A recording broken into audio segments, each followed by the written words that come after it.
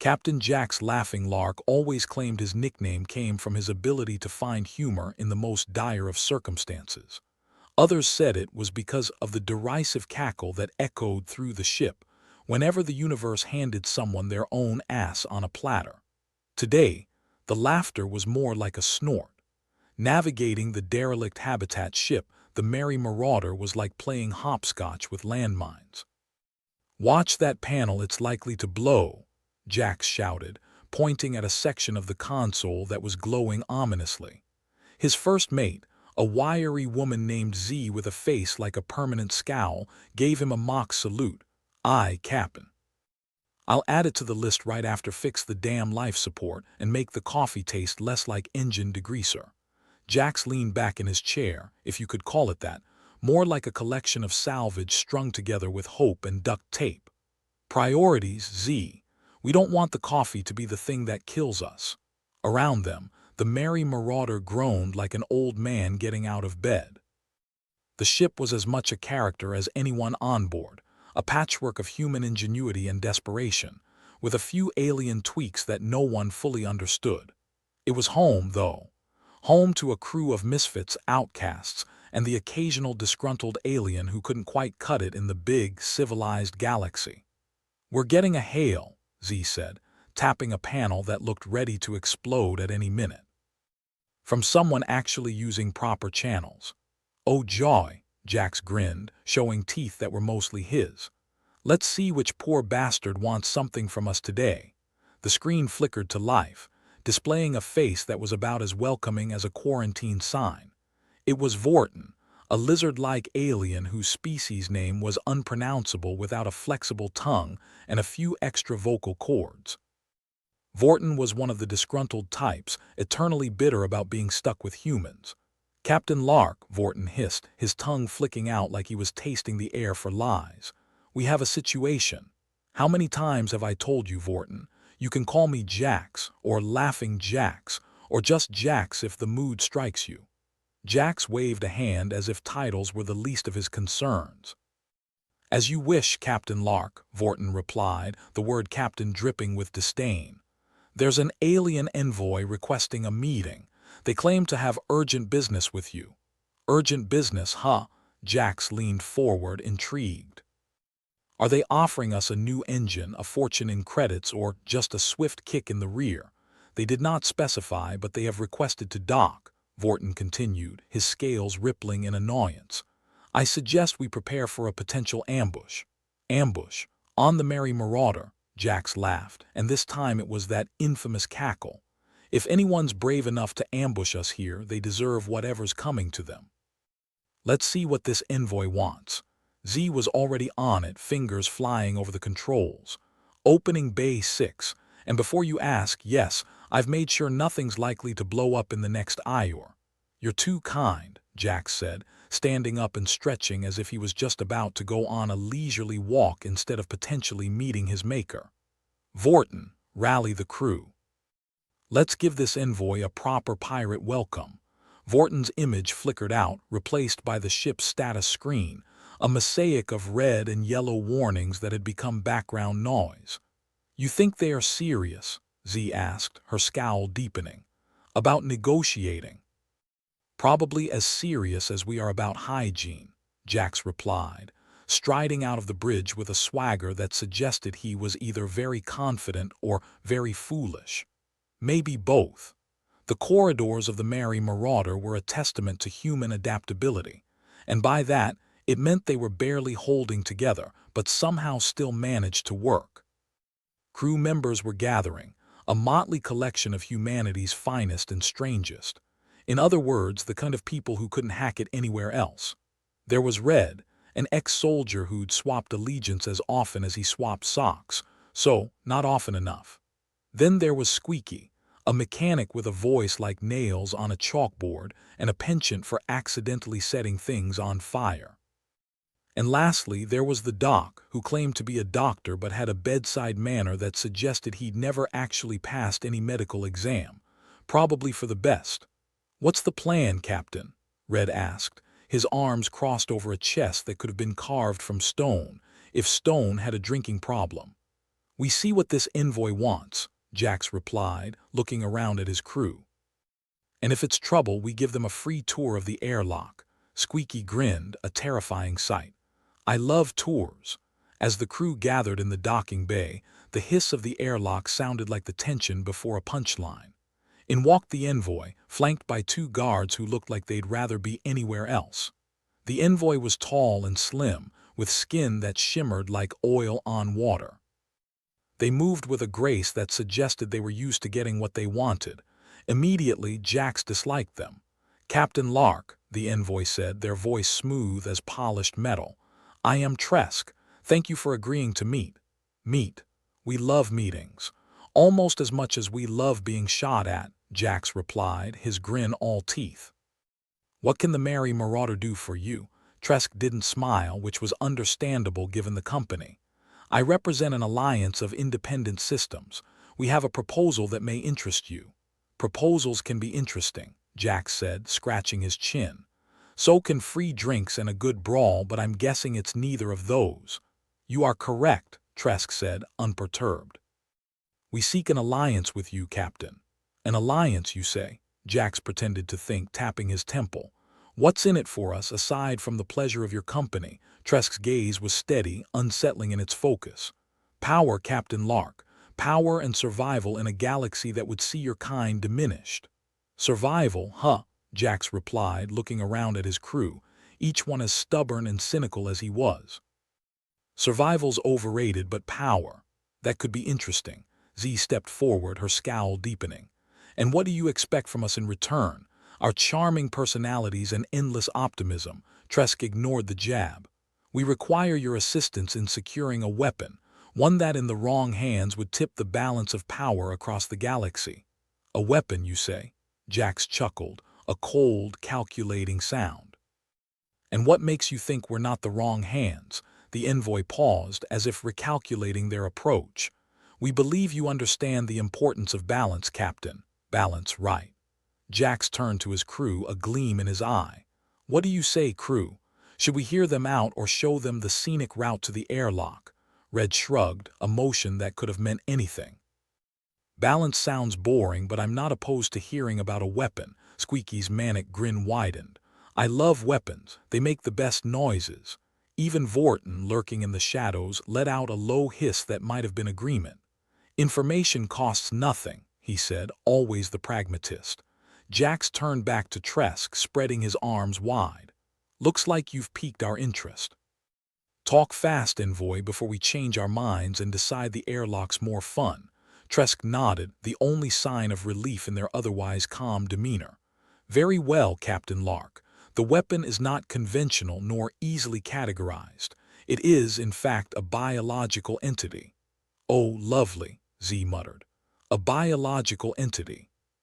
Sounds like a pet you can't house train." Tresk continued, unruffled by the interruption. "It was designed by an ancient race, long thought extinct, but recent discoveries suggest otherwise. This entity can alter the very fabric of reality, make it pliable reality." "Sounds like my kind of party," Jax said, though his voice was more thoughtful now. "Indeed," Tresk agreed. "But we must act quickly. Others have already begun their pursuit, and their intentions are far less noble than ours." "Noble? That's a word thrown around a lot by folks who want something," Jax replied. "But I love a good treasure hunt." "Then you accept?" Tresk asked, a hint of urgency in their voice. Jax grinned, a crooked, lopsided thing that spoke of danger and daring. "We'll take your proposal under advisement. Meanwhile, how about we show you the Merry Marauder's famous hospitality?" The envoy inclined their head, the tension in the air thickening like smoke. "I look forward to it, Captain." As Tresk and their guards were led away, Z turned to Jax, her expression a storm cloud threatening rain. "You think this is a good idea, Jax?" "Hell no," Jax replied, watching the retreating figures with a gleam in his eye. "But it's the only idea we've got." The crew dispersed, muttering to themselves, the air buzzing with a mix of excitement and trepidation. Jax watched them go, feeling the familiar thrill of uncertainty. As he turned back to his ship, he couldn't help but chuckle. If the galaxy thought it could outfox Captain Jax Lark, it had another thing coming. And somewhere in the cosmos, the real danger was beginning to stir. The meeting room aboard the Merry Marauder was about as welcoming as a tax audit. The chairs were the sort of thing you wouldn't sit on unless you had a death wish or at least a fondness for tetanus. Jax lounged in his, somehow making the pile of scrap look like a throne. Z stood by his side, arms crossed, and a scowl that could peel paint. Vorton lingered nearby, looking like he was about to shed his skin in sheer irritation. The alien envoy, Quilcara, entered with the poise of someone who had never tripped over their own feet before. Her appearance was striking in that kind of way that made you want to check your pockets. She was Zokthar, a species known for their poker faces and propensity for deadly pranks that only they found funny.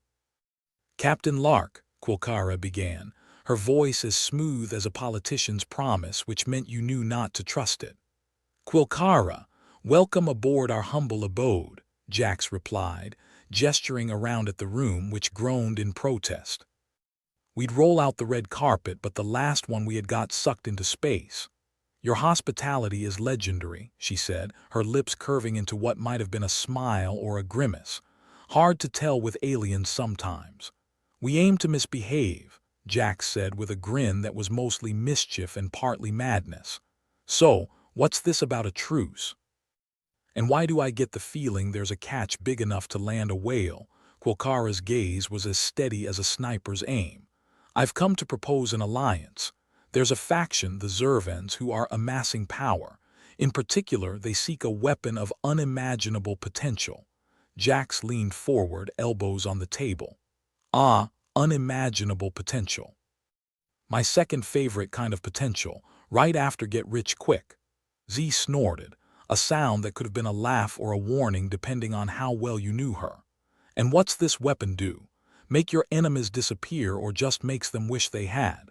"It manipulates reality," Quilcara explained, and there was a chill in her voice that suggested she wasn't talking about simple party tricks. "It can alter perception, shift dimensions, make you question your own existence."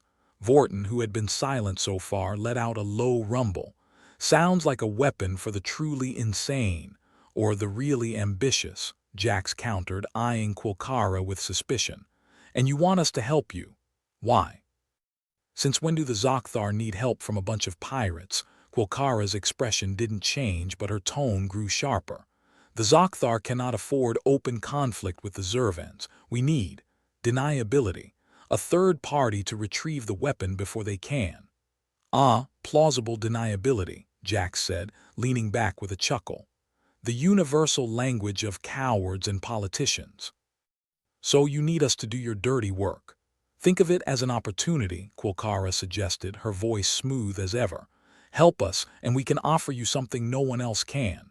"Let me guess," Z interrupted, her eyes narrowed. "Something vague and potentially worthless." Quilcara didn't flinch. "Power, Captain Lark." "In a galaxy teetering on the brink of chaos, power is the only currency that matters." "Funny," Jax mused, "because I always thought oxygen, water, and whiskey were the real currencies." Quilcara leaned in, her demeanor ice-cold and calculated. "Work with us and you could have influence over entire star systems." Jax's grin widened, all teeth and trouble. "Influence, you say? Sounds like a fancy word for sticking your nose where it doesn't belong. And what's to stop us from taking this weapon for ourselves?" Z asked, ever the pragmatist. "An interesting proposition," Quilcara conceded. "But do you think you could wield something you don't understand?"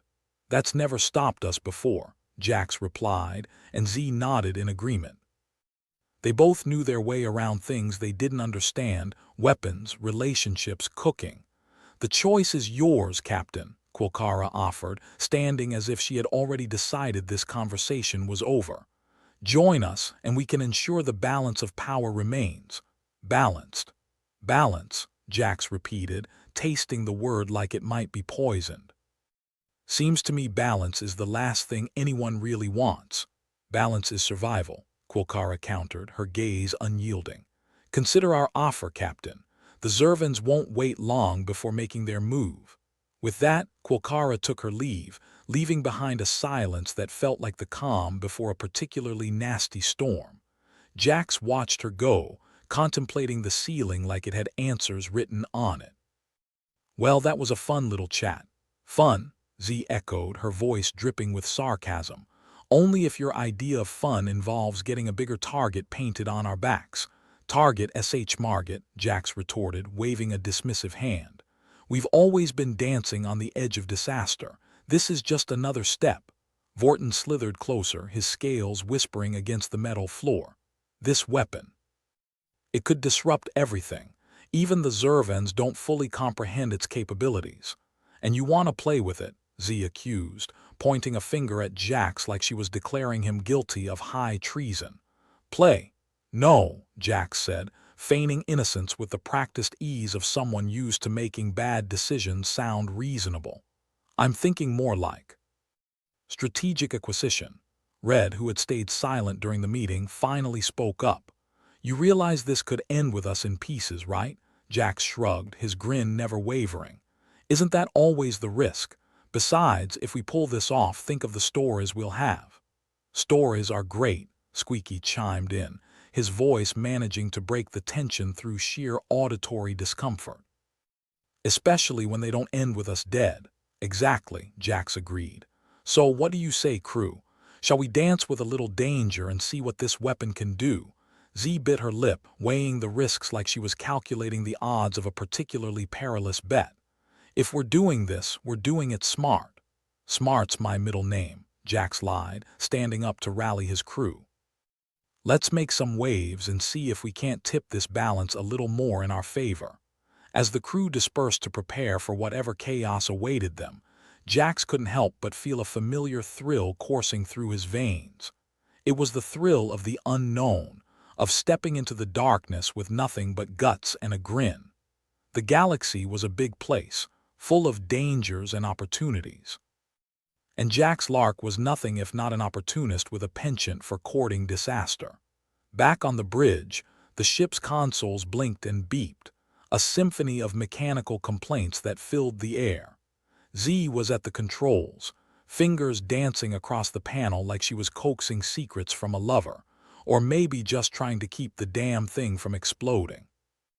Vorton lingered by the door, his presence as reassuring as a funeral dirge. "Do you really think this is wise, Captain?" "Wise is for people with something to lose," Jax replied, adjusting his jacket. "We play the hand we're dealt, and I've always liked a bit of risk." "Risk indeed," Vorton hissed, his eyes narrowing.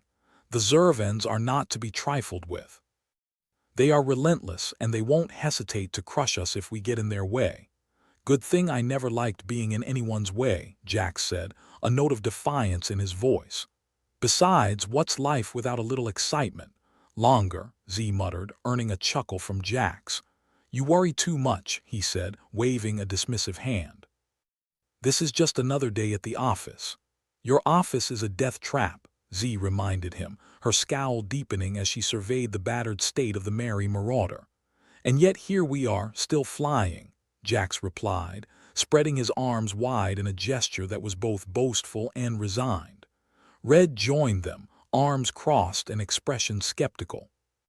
"So what now, fearless leader?" "Now," Jax said, "we find out where this weapon is and see if we can get to it before the Zervans."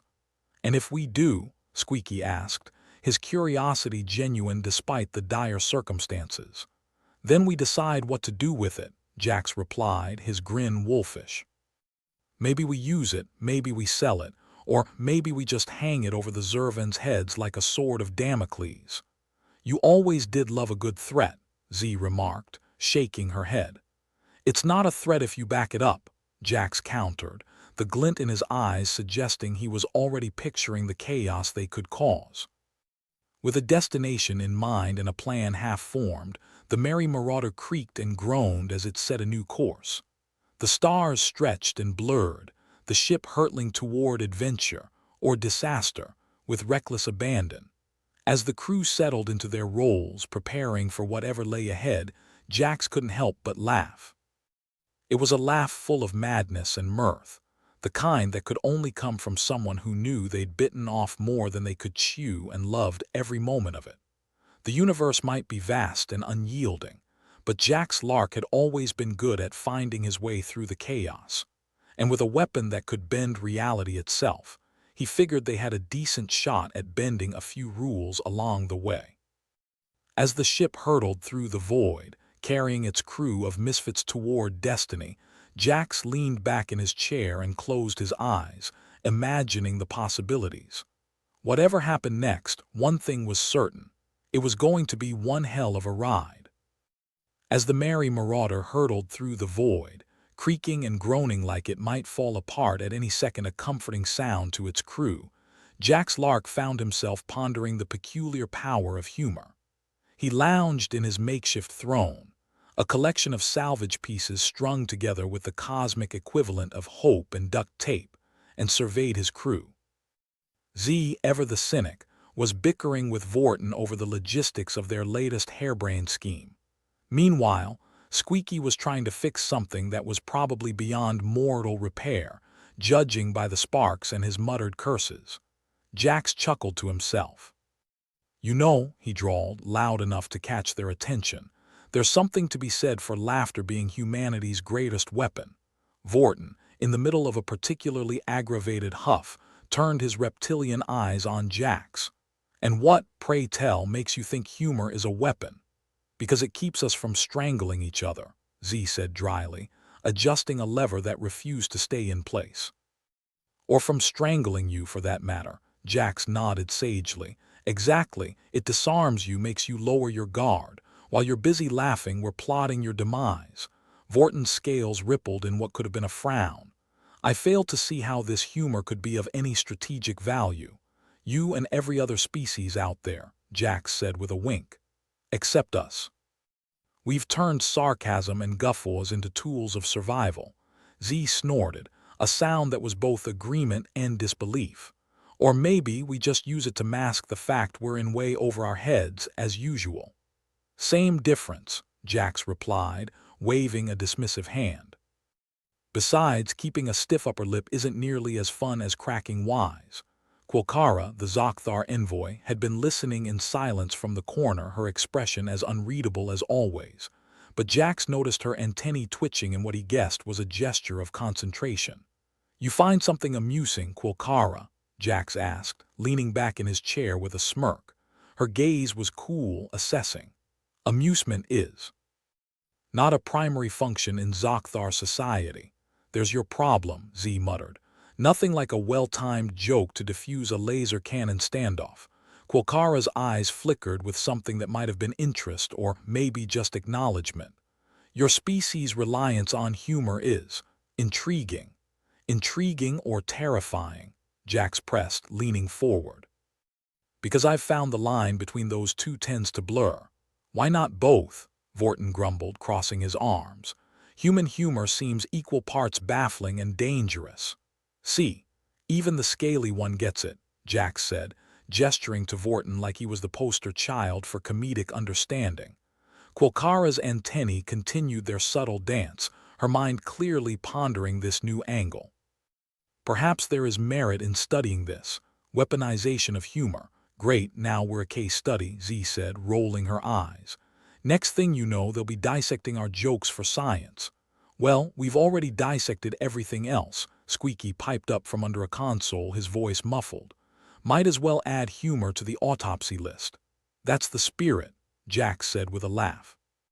"Remember, folks, laughter is the best medicine, or at least it's cheaper than actual medical care." As the crew set about their tasks, a familiar rhythm of chaos and camaraderie, Jax couldn't shake the feeling that Quilcara's interest was more than academic curiosity.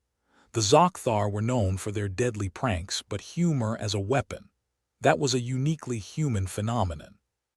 Jax filed it away for later, deciding there were more pressing matters at hand, like not letting the ship explode.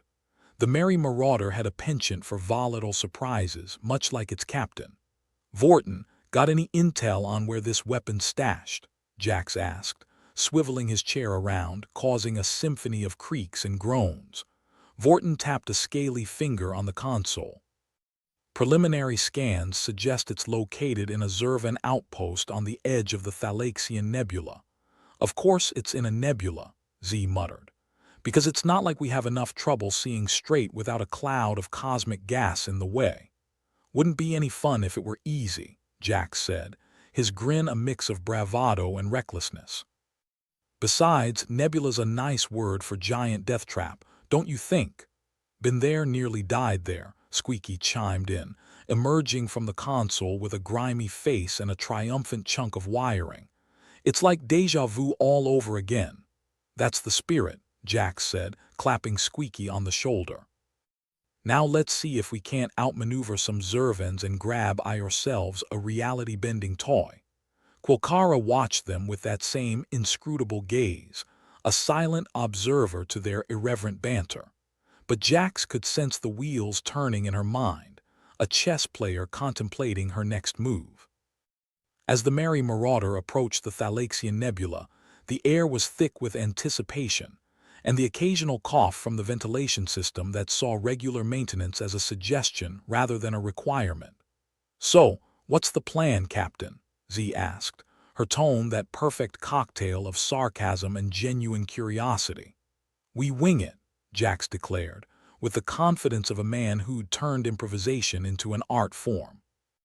"Like we always do. And when that inevitably goes wrong," Z pressed, arms crossed like a schoolteacher waiting for an answer. "We laugh about it," Jax said, his grin infectious. "Because if we can't laugh, what's the point? To not die?" Vorton suggested, but there was a hint of humor in his tone, a rare show of camaraderie. Jax rose, clapping his hands together. "All right, crew, let's show the universe what we're made of," which, judging by the state of this ship, is mostly bad decisions and leftover parts. As the crew prepared for their daring heist into the nebula, Jax caught Quilcara watching him, her expression thoughtful. "What's on your mind, Quilcara?" he asked, genuinely curious. "Your crew's dynamic is unexpected," she said, each word carefully chosen. "Unexpectedly brilliant, you mean," Jax quipped, though he suspected that wasn't quite what she meant. "Perhaps," Quilcara replied, her tone neutral, "or perhaps something else entirely." Jax chuckled, a sound that echoed through the ship's metal confines. "Stick around long enough, you might just find out." With their destination looming larger on the horizon, or as much as anything loomed in space, Jax felt the familiar thrill of impending trouble. It was a thrill he relished, like the first sip of a strong drink after a long day. "Let's do this," he said, and the crew moved as one, their steps in harmony with the ship's rebellious creaks. As they entered the nebula, the ship's sensors flickered, struggling to pierce the thick shroud. The Merry Marauder seemed to groan louder, as if it too sensed the danger ahead. "Steady, old girl," Jax murmured, patting the console as if it were a skittish horse. "You talking to the ship now?" Z teased, her fingers a blur over the controls. "Someone's got to boost her confidence," Jax replied. "Can't have her bucking us off mid-mission." The ship continued its course, weaving through the nebula's shifting mists with the grace of a half-drunk dancer. Jax kept his eyes on the scanners, noting the presence of Zervan patrol ships lurking like sharks in turbulent waters. "Quilcara," he called, "any suggestions on not getting ourselves blown to bits?" She considered for a moment, then said, "Utilize your humor. It may serve to distract the guards." "Now that's my kind of weaponry," Jax said approvingly. "Z, warm up the comms. Let's see if we can't charm our way past those patrols." With a nod, Z opened a channel, her voice confident as she hailed the enemy ships. "Attention, Zervan patrol. We've got a delivery for you, one that might just leave you in stitches." There was a pause, static crackling as the Zervans undoubtedly tried to process the bizarre message. "Who is this?" a gruff voice demanded, suspicion lacing every word. "Just a humble courier service," Jax chimed in, grinning like a fool, "bringing some much-needed levity to your humdrum lives." Another pause, longer this time. Then a grudging chuckle. "You jest, human." "Only when it suits me," Jax replied, his tone light. "Now, how about letting us through so we can deliver our package?"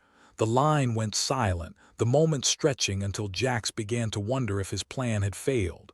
But then the voice returned, slightly amused. "Proceed, but be warned, any funny business and you'll be space debris." Wouldn't dream of it, Jax said, nodding to Z to close the channel. As they slipped past the patrols, Quilcara regarded him with what might have been approval. Your humor saved us this time. Always does, Jax said, his confidence buoyed by their narrow escape. Now let's find that weapon and see what kind of trouble we can really stir up. The crew moved with purpose, eyes sharp and senses alert as they closed in on their target. The nebula swirled around them, a chaotic ballet of colors and shadows. For now, laughter had paved their way. As for what lay ahead, Jax could only hope it involved just as much wit, and perhaps a little less danger. But then again, where was the fun in that?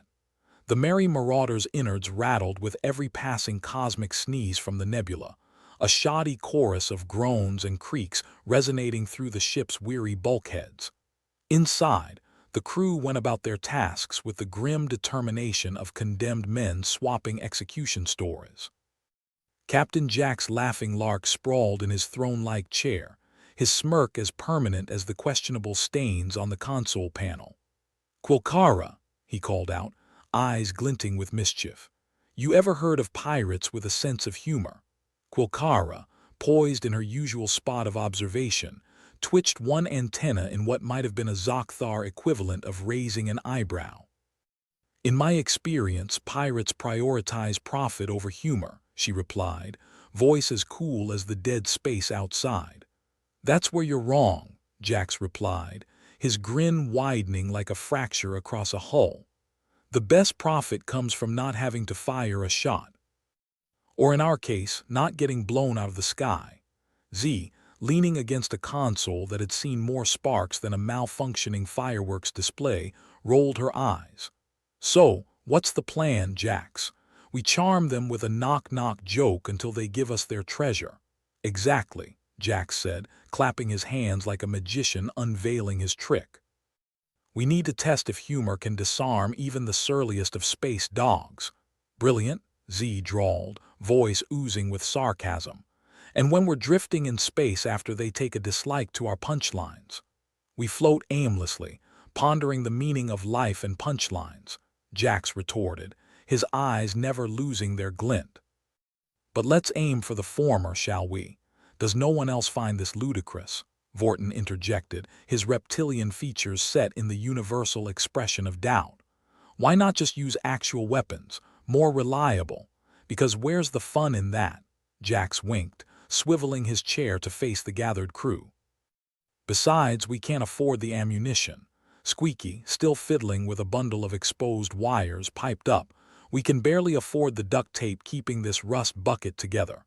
"Exactly," Jax said, as if Squeaky had just confirmed his hypothesis. "Which is why we lean on the most underappreciated weapon in the galaxy, humor."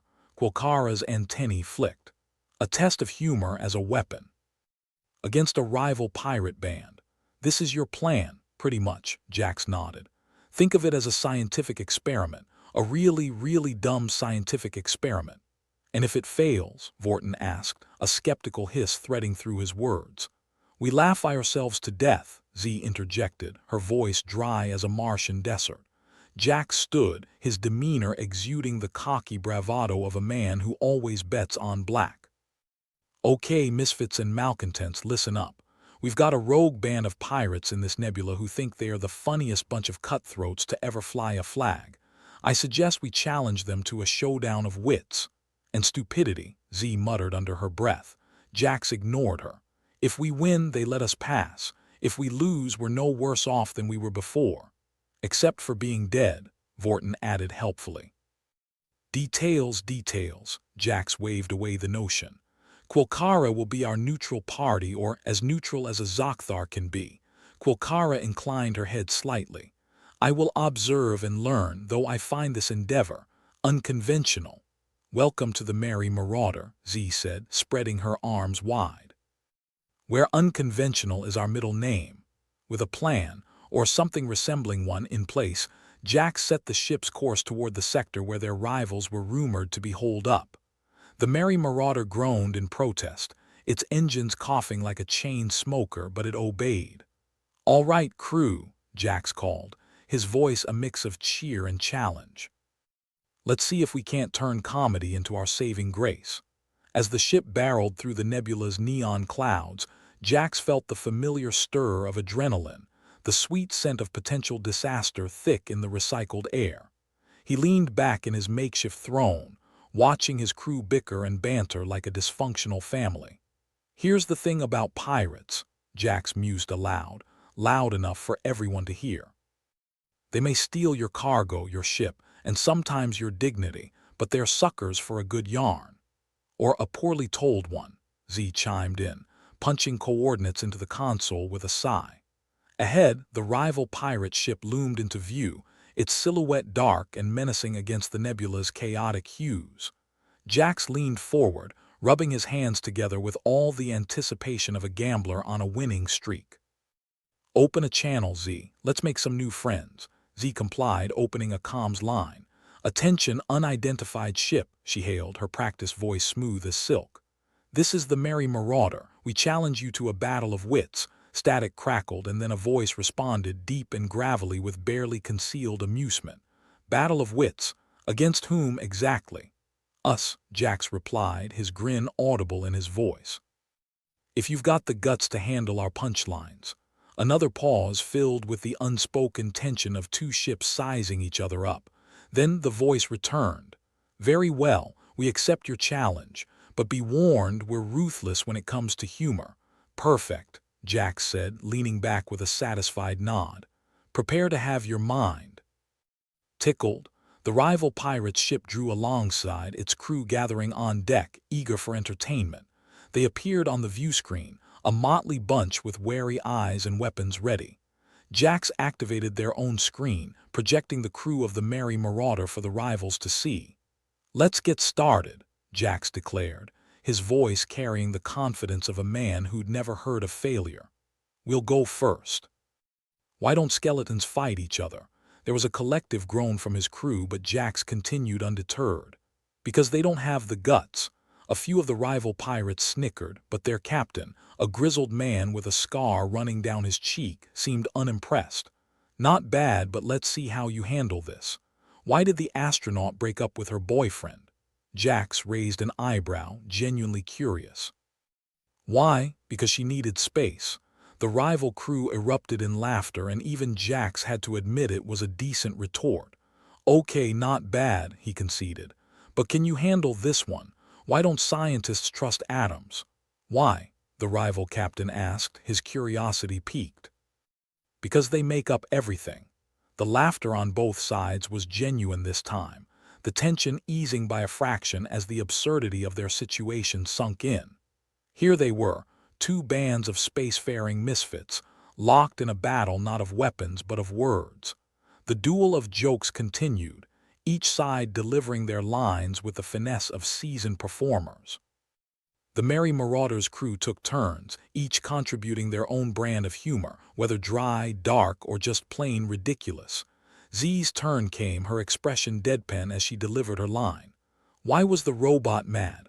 Why? The rival captain asked, his tone almost eager now. Because someone kept pushing his buttons. The rival crew chuckled, and Jax could see the shift in their demeanor. The ice was breaking, the walls of suspicion crumbling with each punchline exchanged. Finally, as the laughter subsided, the rival captain spoke again, his voice holding a grudging respect. You've got spirit, Merry Marauder. I'll give you that. Jax inclined his head, acknowledging the compliment. And you've got a sense of humor, which is more than most. So how about we part ways without blowing each other to bits? There was a pause, a moment where the rival captain seemed to weigh his options. Then, with a curt nod, he agreed. Deal, but next time we won't be so kind. Jax responded with a mock salute. We'll be sure to work on our material for then. The comms closed, and as the rival ship veered away, the Merry Marauder's crew let out a collective sigh of relief.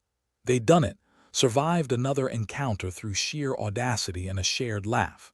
Quilcara, who had watched the proceedings with her usual inscrutability, finally spoke.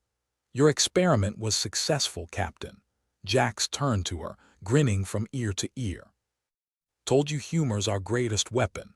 Who needs laser cannons when you've got a killer punchline? Vorton shook his head, a rare smile twitching at the corners of his mouth. "One day, Jax, your luck will run out." "Maybe," Jax replied, undeterred. "But until it does, we'll keep making our way through this galaxy, one joke at a time." Z leaned back in her chair, her smirk a mirror of Jax's own. "Here's to the merry marauder," she toasted, raising an imaginary glass. "May our jokes always be sharper than our wit." The crew joined her in a hearty cheer, and as the ship continued its journey through the nebula, Jax couldn't help but feel a swell of pride. They were outcasts, misfits, and renegades, but together they made something more, a family bound not by blood but by shared laughs and the thrill of the unknown. And as long as they could keep laughing, Jax knew they'd be all right. The merry marauder's engines grumbled like an old drunk dragged out of a bar, struggling to gain some distance from the rival ship. Jax leaned back in his makeshift throne, his smirk replaced by a frown that suggested he'd just realized he'd bet the last of his credits on a three-legged racehorse. "Captain," Z said, her voice cutting through the recycled air like a laser scalpel, "we've got a bit of a problem, just a bit." Jax asked, rubbing his chin as if contemplating the universe's most complex riddle. "How refreshing." "What's the issue there, Captain Borkin? Isn't exactly a fan of our comedy routine," Z replied, flicking through the ship's sensors. "They're coming back around, and I think they mean business." "Great," Jax muttered. "And here I thought we'd finally found some pirates with a sense of humor. You know what they say about assumptions," Quilcara said, her antennae twitching with irritation. "They make Terrans look stupid." "Can't argue with that," Jax admitted, tapping his fingers against the armrest. "Vorton, any ideas?" Aside from the obvious get vaporized option, Vorton's reptilian eyes narrowed as he surveyed the viewscreen. "We hide. Use the ship's compartments to our advantage. We know this rust bucket better than they do. Hide." Jax repeated, one eyebrow quirking upward. "A bit cowardly, don't you think?" "Practical," Vorton corrected. "Besides, you always say the best profit comes from not firing a shot.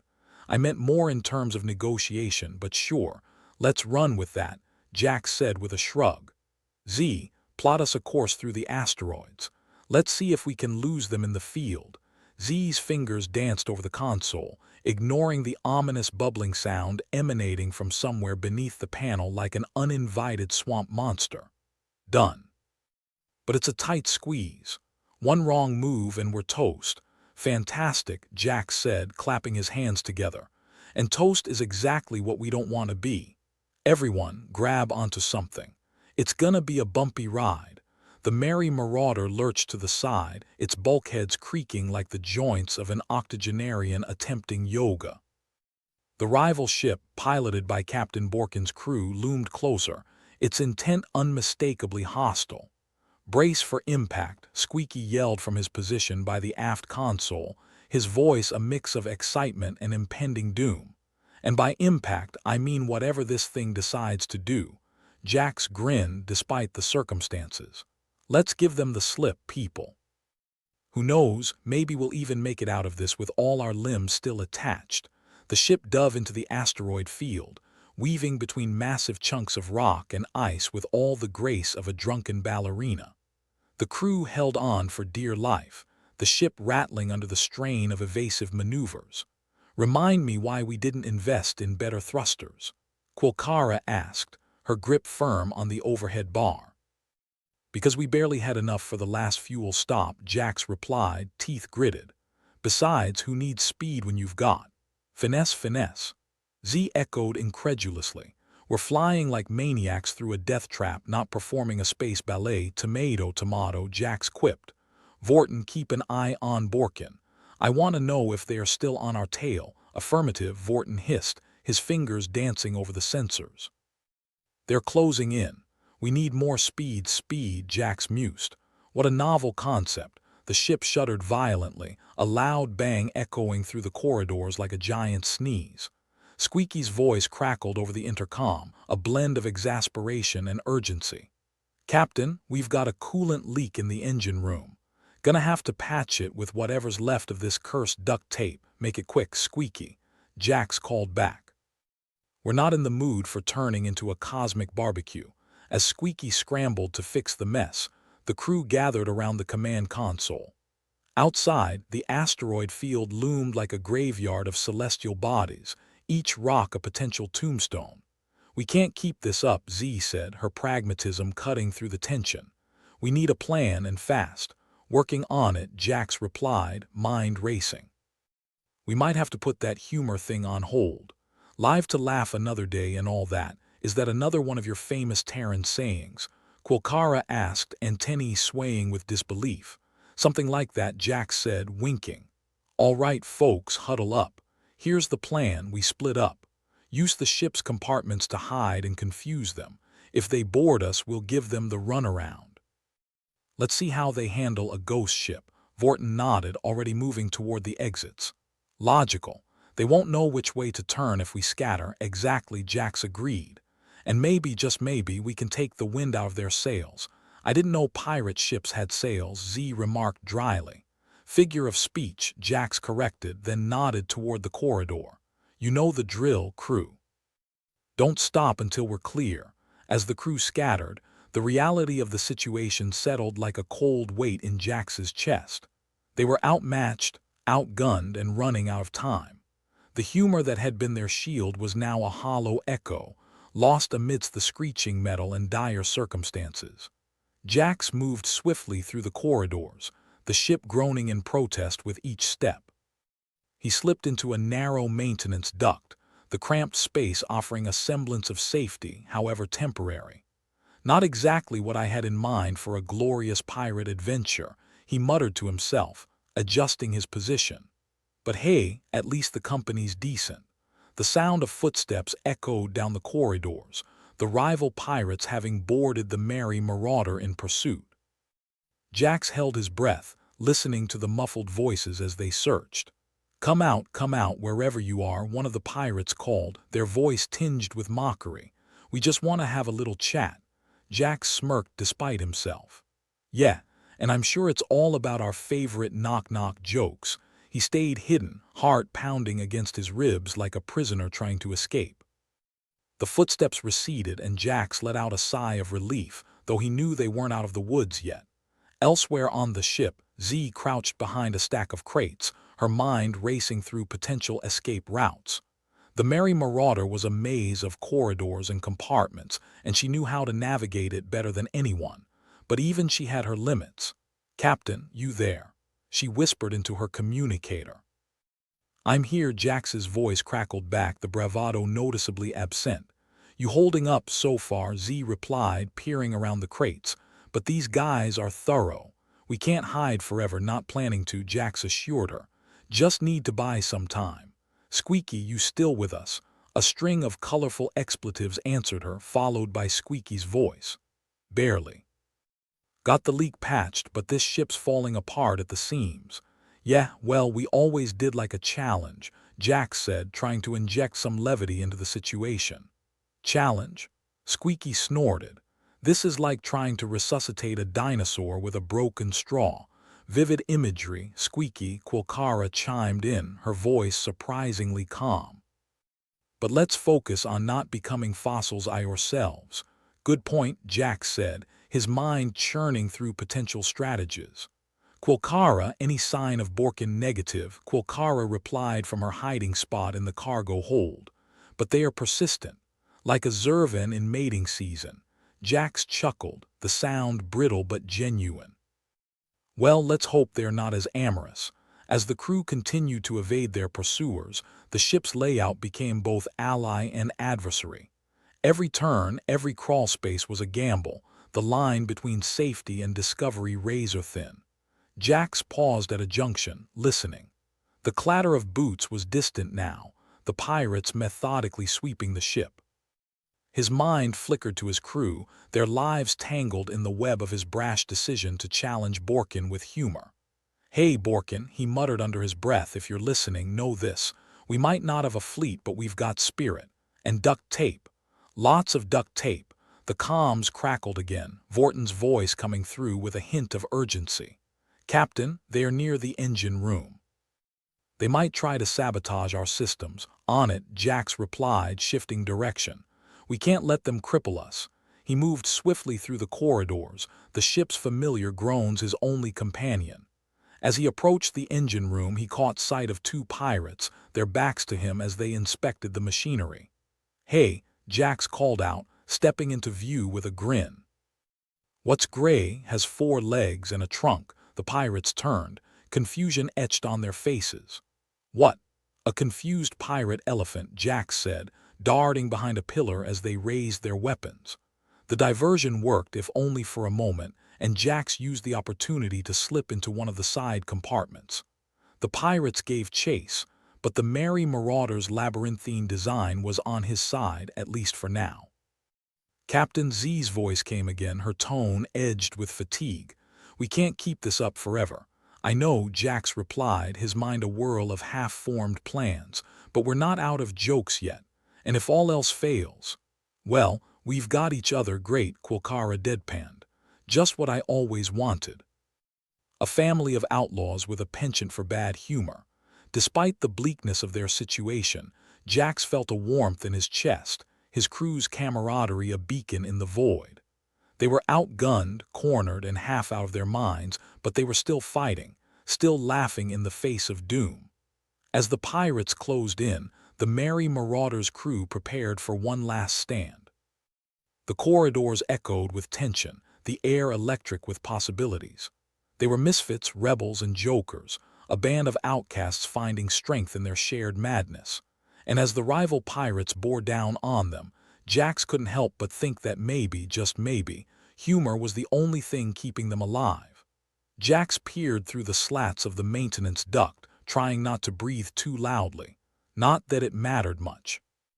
With the pirates clattering around like a herd of drunk elephants, the only real risk was them tripping over their own boots. He shifted uncomfortably in the cramped space, wishing for the 100th time that his life choices had involved more comfortable seating arrangements. A flicker caught his eye, an ancient console panel, tucked away in the shadows, the glow from its screen struggling through a layer of dust. With a quick check to make sure the coast was clear, Jax edged toward it, curiosity piqued. Technology this old was like a bad haircut, embarrassing but difficult to look away from. He wiped the screen with his sleeve, revealing a grainy image of some long-forgotten human entertainment, a comedy show by the looks of it. The title flickered, Laughter's Last Stand. Jax snorted. Didn't that feel appropriate? With little else to do but wait for the pirates to grow bored or find something shiny to chase, he hit play. The screen lit up with the image of a human comedian standing on stage, mic in hand, delivering lines with the kind of confidence usually reserved for people who didn't have highly trained killers searching for them. The comedian launched into jokes about the absurdity of intergalactic politics, the woes of space travel, and the peculiarities of alien dining habits. Jax chuckled despite himself. The humor was a fossil from another era, yet timeless in its ability to tickle the funny bone. Captain? Z's voice whispered through his communicator, the static crackling like an old vinyl record. You still with us? Yeah, Jax replied, eyes still glued to the screen. Just found a little slice of history. Can you believe people used to laugh this much? We could use some of that right now, Z said, a weary edge to her voice. Morale's lower than a worm's belly.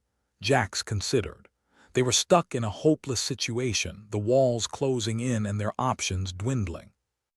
Yet here was a reminder that humor had once been a weapon of choice for his species, a way to unite, to inspire, and to diffuse even the most dire of circumstances. Get the crew on comms, he instructed, an idea forming. We're gonna have ourselves a little stand-up show. Might be the only thing that keeps us sane. You sure about this? Z asked, doubt creeping in. Trust me, Z, Jax replied, his voice firm. Laughter might just be our best shot. As Z spread the word, Jax watched another clip, soaking in punchlines like a sponge in a kiddie pool. He could almost hear the laughter of the long-gone audience, a ghostly echo that filled the empty spaces of the ship.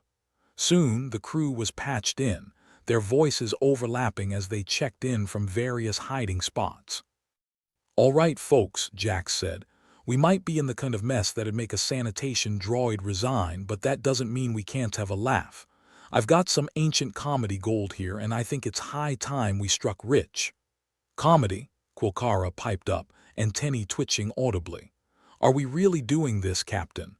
"Desperate times, desperate measures," Jax replied. "Besides, we all know nothing throws Borkin off his game like not taking him seriously. So let's double down on that." Squeaky's voice crackled through the connection.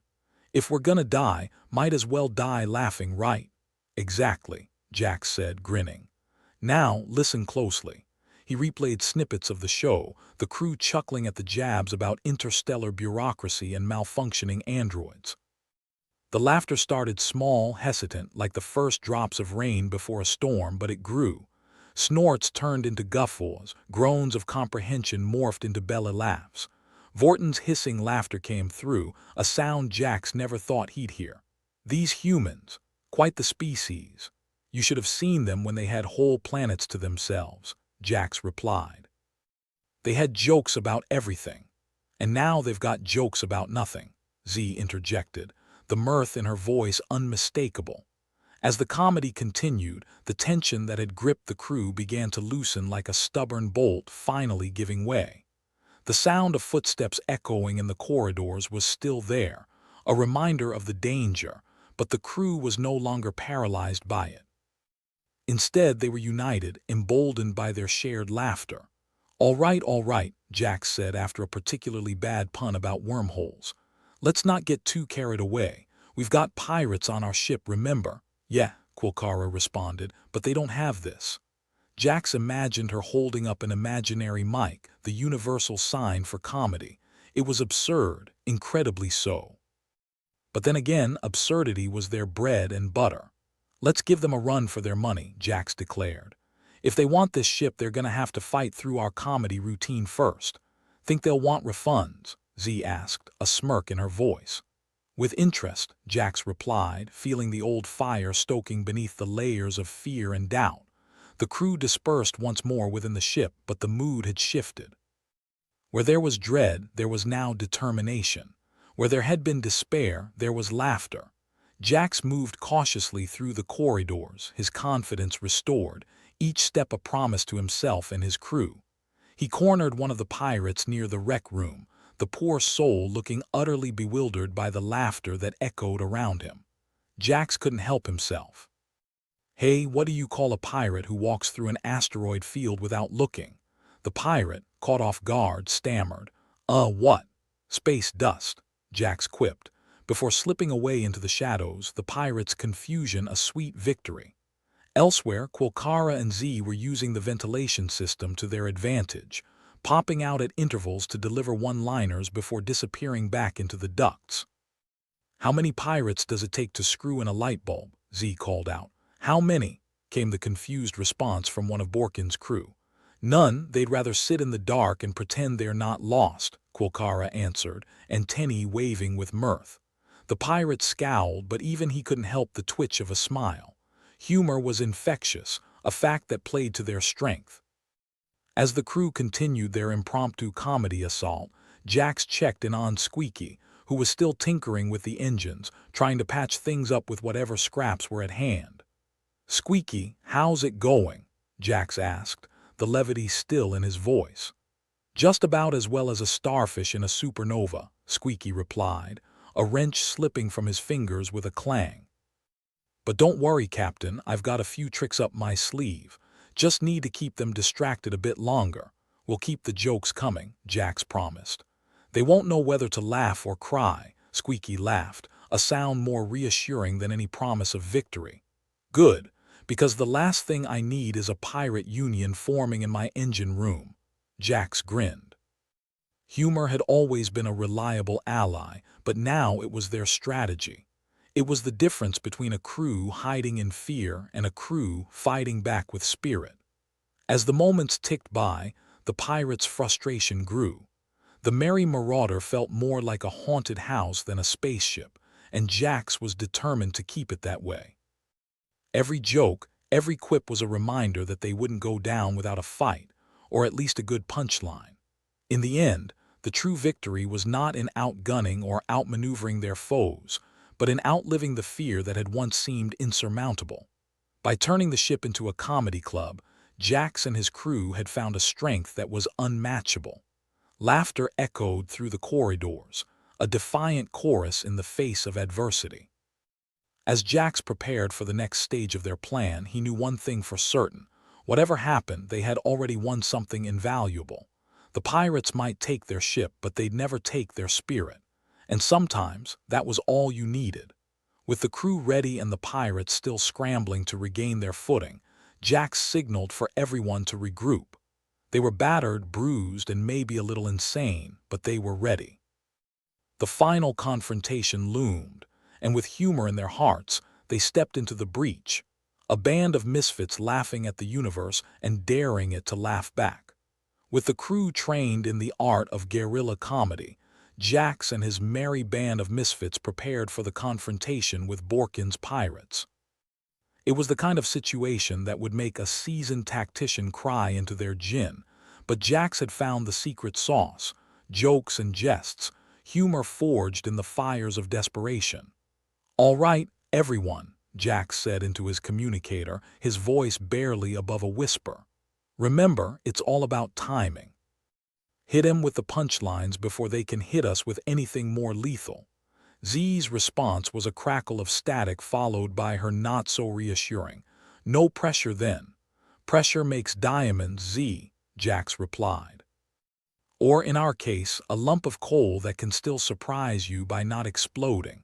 Vorton, lurking nearby with his reptilian stealth, chimed in, "Or maybe explode just enough to be interesting." Jax chuckled, the sound more wicked than whimsical. "Exactly. Let's give these pirates a taste of our unique brand of space madness." The corridors of the Merry Marauder were eerily quiet, the ship's groans an ever-present companion. Jax crept through the shadows, closing in on the pirates who were as scattered as a dropped bag of marbles. Their leader, Borkin, was about to learn that the universe could be a real comedian with a cruel punchline. Jax signaled to his crew. It was showtime. Quilcara, perched above a ventilation grate, caught sight of a couple of pirates below. She adjusted her antennae, a habit when she was preparing for mischief. "Hey, boys," she called down, her voice dripping with mock sweetness. "What's the difference between your captain and a black hole?" The pirates glanced up, confusion etched across their faces. "What? Nothing," she replied with a grin. "They both suck the fun out of everything." The pirates, caught off guard, exchanged looks that suggested their brains were trying to jumpstart. A chuckle slipped out before they could suppress it, like a laugh that escaped in church. Meanwhile, Jax was busy creating his own brand of chaos. He approached a pair of pirates standing guard near the engine room, their expressions as blank as starless space. "Hey, fellas," Jax greeted, his smirk wide enough to rival a crescent moon. "Did you hear about the pirate who thought he could sing opera?" One of the pirates, curiosity piqued despite himself, shook his head. "Nope, what happened?" Jax winked. "He ended up going solo, very solo. As in, alone in a pod into deep space." The punchline landed like a micro-meteorite, and one of the pirates actually snorted. It was more effective than a stun grenade. In another part of the ship, Z and Vorton were tag-teaming their own comedy assault. They'd found a small group of pirates looking far too comfortable next to the ship's mess hall. "What did the pirates say to the banana?" Z yelled from one side of the corridor. The pirates turned, more startled by the intrusion than amused. "What?" one of them shouted back, irritation lacing his voice. "Nothing," Vorton hissed from the opposite direction. "Because fruits don't talk, genius." Z and Vorton ducked back into the shadows, their laughter echoing mischievously as the pirates exchanged bewildered looks, unsure whether to chase, laugh, or punch something. The entire ship was now a theater of the absurd, where every corner promised either a cheap joke or a makeshift trap. The pirates, seasoned in combat but not in comedy, found themselves out of their depth. They stumbled through the corridors, their confidence unraveling like poorly knitted socks. Borkin, never one to appreciate humor, was not amused. He was a mountain of a man, with a face like a thunderstorm and a demeanor to match. He barked orders, trying to regain control of a crew that was slipping through his fingers like sand in a sieve. Pirates were scattering, retreating from shadows that mocked them, dodging nothing but their own shock. Jax knew he had to act before Borkin could get his bearings. He spotted the rival captain in the central hub of the ship, the only place where the laughter hadn't reached. It was time for the main act. "Hey, Borkin," Jax called, stepping into the light with all the swagger of a man who should really know better. "What do you get when you cross a pirate with a stand-up comedian?" Borkin turned, eyes narrowed, but curiosity got the better of him. "What?" Jax grinned, taking in the disgruntled crew and the havoc his team had wrought. "You get a mutiny, and a pretty damn funny one at that." The punchline hung in the air like a dare. Borkin was seething, his composure cracking like an old asteroid belt. But the rest of his crew, worn down by endless jokes and a barrage of absurdity, couldn't help themselves. Laughter rippled through them like a slow wave, unstoppable and infectious. Jax seized the moment. "You guys looking for treasure, because I swear you've struck comedy gold today." It was the final straw. The pirates, already teetering on the edge of mutiny thanks to Borkin's humorless leadership, erupted into laughter, a collective release of tension that had built up like pressure in a faulty engine. Quilcara, witnessing the tide turn, leaped down to stand beside Jax, her antennae twitching with amusement. "Told you humor was a weapon," she said, nudging him with her elbow. Jax shrugged, eyes twinkling. "I'm just glad it wasn't loaded." As the remainder of Borkin's crew succumbed to the ridiculousness of it all, Jax stepped forward, offering Borkin a grin that was all teeth. "Wanna call it a day, Borkin? Or do you want us to really bring out the dad jokes?" Borkin, caught between a rock and a laughing place, glared at Jax with the venom of a man who just lost a chess match to a toddler. He knew when he was beaten, and more importantly, when it was time to retreat with what little dignity he had left. "Fine," Borkin spat, his gaze like a laser drill. "We'll go. But know this, Jax, your luck will run out." Jax waved a dismissive hand. "Well, when it does, I'll be sure to file a complaint with the universe." "Until then," he added, with a bow more theatrical than necessary. "Thanks for the laughs." Borkin turned on his heel, rallying his crew with a glare that could melt steel. They retreated with the shame of prank victims, leaving the merry marauder to its band of misfit comedians. As the last pirate disappeared into the ether, the crew of the merry marauder erupted into cheers and laughter, their triumph as sweet as any plundered treasure. Z's voice came over the communicator, the relief palpable. "Well, Captain, looks like we didn't need ammo after all." Jax chuckled, the sound rich and warm. "Turns out we just needed a good script." Squeaky emerged from his corner of the ship, oil-stained but beaming. "And a better punchline." Vorton, ever the pragmatist, added, "and maybe fewer pirates next time." Jax nodded, sweeping his gaze over his crew, their clothes tattered, their spirits anything but. "Agreed. Next time we'll just sell tickets." The merry marauder, for all its groaning and creaking, felt like home again. The corridors were just as narrow, the seats just as uncomfortable, but there was a warmth now that couldn't be dispelled by any number of pirates. Quilcara sidled up next to Jax, her antennae still twitching with residual amusement. "You know, it's kind of amazing what you can accomplish with a joke and a bit of madness." Jax glanced at her, his ever-present smirk softened by genuine gratitude. "Well, you know what they say, laughter is the best weapon." She nudged him again, a grin splitting her face. "Pretty sure that's medicine, Captain." Jax shrugged, unbothered by details. "Same difference when you're in space." As the crew gathered in the central hub, the ship's air filled with the kind of camaraderie only shared victory could bring. They were a ragtag group, a little worse for wear, but still standing, still fighting, still laughing. The merry marauder's engines rumbled to life once more, a sound as reassuring as a heartbeat. With Borkin's retreat and the ship's systems patched up by Squeaky's miracle hands, they were ready to face whatever the universe threw their way next. Which, Jax mused, was probably another batch of trouble, another round of danger. But with his crew by his side, armed with wit, humor, and an unyielding spirit, he figured they'd handle it just fine. As the ship powered forward, leaving the chaos behind, Jax turned to his crew with the kind of grin that promised adventures yet to come. "All right, folks," he declared, arms wide as if to embrace the cosmos, "what's next on the playlist?" "I'm thinking something with a bit of a comedic edge," Quilcara snorted. "You mean like our lives?" "Precisely," Jax shot back, his eyes alight with mischief. "Now, let's see if we can't find an audience willing to pay for our particular brand of insanity." And with that, the Merry Marauder and its crew of unlikely heroes barreled into the stars, ready to find the next punchline, the next challenge, and maybe, if they were lucky, the next round of laughter. The Merry Marauder sailed through the void, engines humming like a contented cat with a penchant for mischief. The aftermath of their comedic coup left the crew in high spirits, the kind that could only be achieved by making a band of pirates laugh themselves into submission.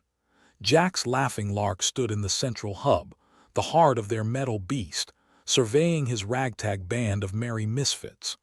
"All right, gang," he announced, his voice carrying the authority of a captain and the mischief of a troublemaker. "I think it's time we debrief and discuss our next move. And no, Quilcara, I don't mean stealing someone's underwear."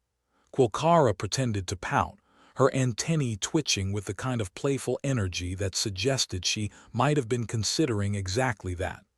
"What's the fun in that, Captain?" "I was just getting started. Started on a laundry list of crimes, maybe," Z chimed in, her fingers dancing over the ship's sensors, keeping an eye out for any unwelcome guests. "But seriously, what's the plan, Jax? We can't just keep flying blind through space on a ship held together by duct tape and sheer optimism." Jax leaned back against the console, which had recently been coaxed back to life by squeaky swearing and a well-placed smack. "True, but if you squint hard enough, optimism looks a lot like a strategy." Vorton, who had been silent, spoke up, his voice a low rumble that matched his stealthy nature. "Perhaps it is time to consider alliances. We are outmatched in firepower but not in wit." "Alliances?" Quilcara echoed, her antennae perking up like a pair of curious eyebrows. "You mean like with Borkin's leftovers?" "No, with the chairs," Jax deadpanned. "Of course with Borkin's crew, or what's left of it." He turned to face Quilcara more directly. "Think you can smooth things over with the remnants?" "We need someone with your charm." "Charm? Oh, I've got buckets of that," Quilcara said with a grin that promised both danger and fun. "Buckets? More like leaky cups," Z muttered, earning a friendly glare from Quilcara. "Consider it done, Captain," Quilcara affirmed, raising a mock salute. "I'll have them eating out of the palm of my hand, or at least begging for a ceasefire of bad jokes." Jax nodded. "Good. Meanwhile, let's not forget to celebrate. We've earned it. Squeaky, anything in the engines that might ruin our parade?" Squeaky, looking up from his greasy perch by the engine room door, shrugged with the kind of nonchalance that came from years of barely avoiding disaster. "Nothin' that'll kill us today, but tomorrow's another story." "Great, I'm writing our epitaphs as we speak," Jax quipped. "Z, any news on the Zervans? They're still after that mystery weapon, and I'd rather not be the punchline of that cosmic joke." Z shook her head, her eyes still fixed on the sensors. "No sign of them yet, but it's only a matter of time. Those guys have a knack for showing up like bad sitcom reruns. Then we'll just have to make sure we're the best show on this side of the galaxy," Jax concluded, clapping his hands together as if he were sealing a deal with the universe. With Quilcara off to negotiate with Borkin's stragglers and the rest of the crew tending to their respective duties, Jax found himself with a rare moment of solitude. He wandered to the observation deck, the one place where the endless expanse of stars seemed to listen without judgment. He stood there, arms crossed, contemplating the vastness as if it were an audience demanding his next great act. "You know," he mused aloud to the void, "if laughter really is the best weapon, maybe it's high time we reloaded." His communicator crackled to life, Quilcara's voice coming through with its usual irreverent cheer. "Captain, you there? I've talked to the remnants. Turns out they are a lot more amenable when they are not being shot at. Funny how that works, Jax replied, a grin tugging at his lips. What's the verdict? They're willing to hear us out. Something about not wanting to face Borkin's wrath again. Apparently he's not a fan of slapstick. His loss, Jax said, leaning against the railing as if it were the back of an old friend. Set up a meeting. Let's see if we can't forge an alliance out of this beautiful mess. With the gears of diplomacy set in motion, Jax wandered back to the crew quarters, where the mood was one of cautious celebration. The makeshift galley was alive with chatter, the kind that only comes when survivors share tales of improbable victory. "Hey, Captain," Squeaky called, raising a mug filled with something that might generously be called coffee. "Here's to surviving another day, and to not ending up as space debris." "I'll drink to that," Jax replied, accepting a mug from Z, who offered it with a wink. "Though, given our luck, we might just be postponing the inevitable." "Well, I prefer my inevitability with a side of laughter," Z shot back, taking a sip of her own drink. As they settled into the rhythm of their camaraderie, Quilcara returned, her antennae twitching with excitement. "All right, Captain, the pirates are on board. Metaphorically speaking, they're open to an alliance." Jax nodded, the weight of leadership feeling a bit lighter on his shoulders. "Good work, Quilcara. Let's make sure this alliance sticks. We're going to need all the friends we can get when the Zervans catch up."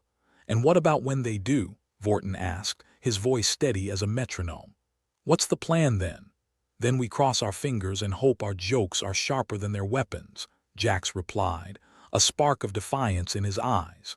The crew fell into an easy banter, their laughter echoing through the ship like a symphony of resilience. They toasted to their improbable success, to the absurdity of their lives, and to the countless stars that bore witness to their journey. As the celebration wound down, Jack stood, raising his mug in a mock-serious toast. "To the merry marauder, may she always fly crooked and true." The crew echoed his sentiment with a cheer, the unity in their voices as tangible as any physical bond. They were a motley crew, held together by little more than duct tape humor, and the shared understanding that in a universe that rarely made sense, sometimes the best thing you could do was laugh. In the quiet that followed, Jax felt a sense of peace settle over him. They had faced the storm and come out the other side with their spirits intact, a rare treasure in a universe intent on tearing them apart. As the crew disbanded, each member retiring to their quarters or their duties, Jax lingered a moment longer, watching the stars slip by like distant memories. The universe was vast and indifferent, but for now, in this small corner of it, they had carved out a place of belonging. Quilcara approached, her steps light and her expression thoughtful. "Captain, you ever think about what comes next?" "I mean really think about it," Jax nodded, his gaze never leaving the stars. "All the time, but every time I do, I remember that the future's just a punchline waiting to happen. We might as well enjoy the setup." Quilcara laughed, a sound bright and infectious. "You always have a way of making things seem less daunting. It's a gift, you know, or a curse," Jax countered with a wink. "But either way, it's what we've got." They stood together in comfortable silence, two figures against the backdrop of infinity, finding solace in each other's presence and the shared absurdity of their existence. Eventually, Quilcara broke the silence with a soft sigh. "You know, I think we might just make it, Captain, crazy as it seems." Jax turned to her, his smirk as constant as the North Star. "Of course we will. We've got humor on our side, and if that fails, well, there's always duct tape." With that, they left the observation deck, the merry marauder continuing its journey through the stars. It was a cobbled-together ship piloted by a crew of misfits, but it was home, and for Jax, Quilcara, and the rest of their unlikely family, it was enough. As they set a new course, ready to face whatever the universe threw their way, Jax couldn't help but feel a sense of anticipation. They were bound for new adventures, new challenges, and perhaps, if they were lucky, a few more laughs along the way. And in the vast, unfathomable depths of space, there was nothing quite as powerful or as human as the sound of laughter echoing across the cosmos.